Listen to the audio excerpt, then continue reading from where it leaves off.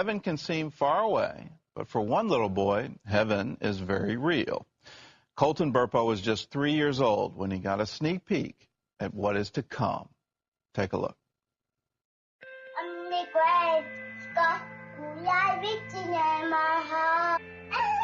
How old are you today? 3.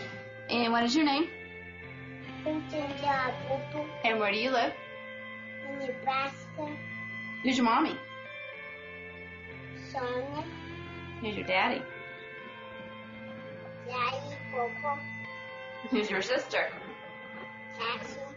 That was 8 years ago. Looking at Colton now, you would have never guessed that he almost died in 2003. His father, Todd, tells about Colton's near-death experience in the book, Heaven is for Real. And he started throwing up into the toilet, you know, and at first we're like, okay, he's got the stomach flu, because the doctor said it was going around. Colton's condition only got worse as days passed. His doctor discovered his appendix had burst. An infection was spreading in his body. Time was running out. And we knew we were in bad shape when they said, well, you need to come out to the hallway. They separated us from everyone else, and then someone came to us and started talking to us that we got to have surgery on your kid. It was tough.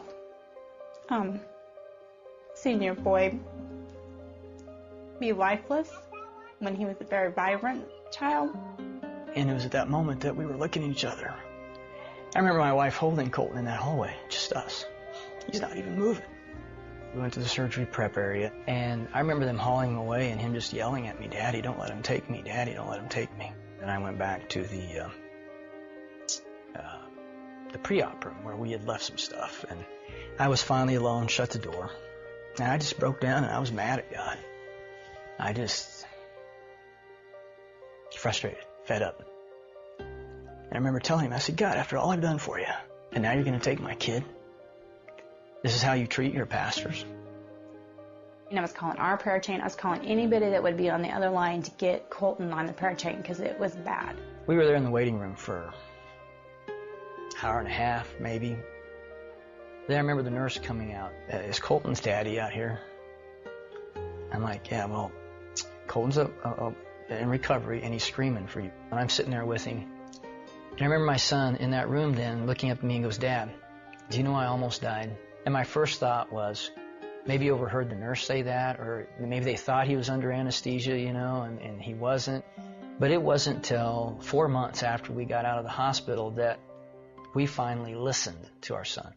And that's where I got to see heaven. No, Jesus and some angels came and flew me up to heaven. And I said, so Colton, what did Jesus look like? I knew that the first person I saw was Jesus. He was wearing white robes with a purple sash, and he just came down nicely and gracefully. Well, Dad, Jesus has markers.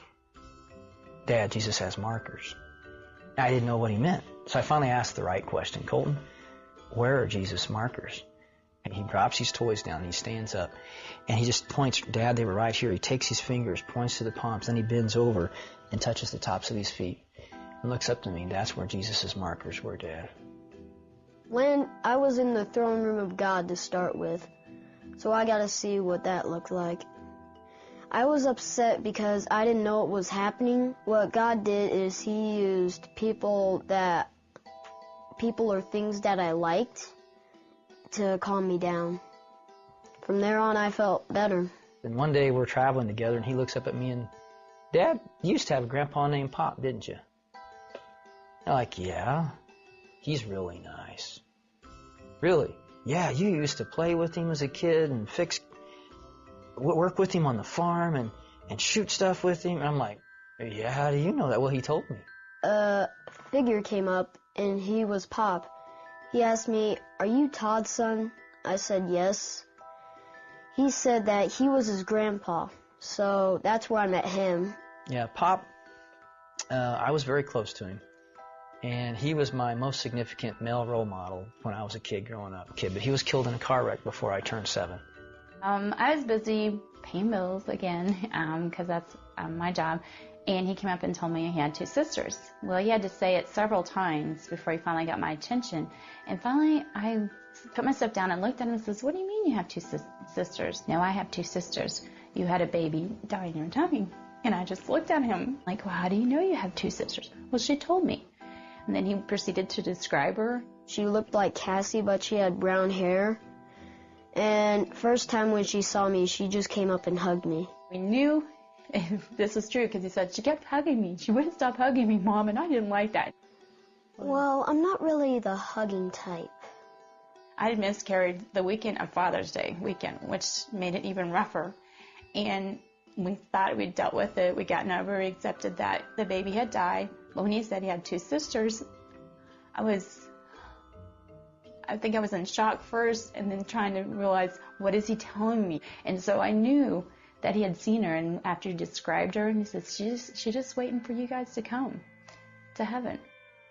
You know, as we talked about heaven, and he was telling me all these wonderful details, I just felt like I had to ask him, did he want to come back? I knew that I was leaving heaven because Jesus came to me and said, "Colton, you need to go back." Even though I didn't want to go back, he said that he was answering my dad's prayer. I remember that prayer. That irreverent, that disrespectful, screaming at God prayer. I was like, he's answering that prayer? Today, Colton is a healthy 11-year-old and shares his heavenly journey with boldness. I learned that heaven is for real, and you're going to like it.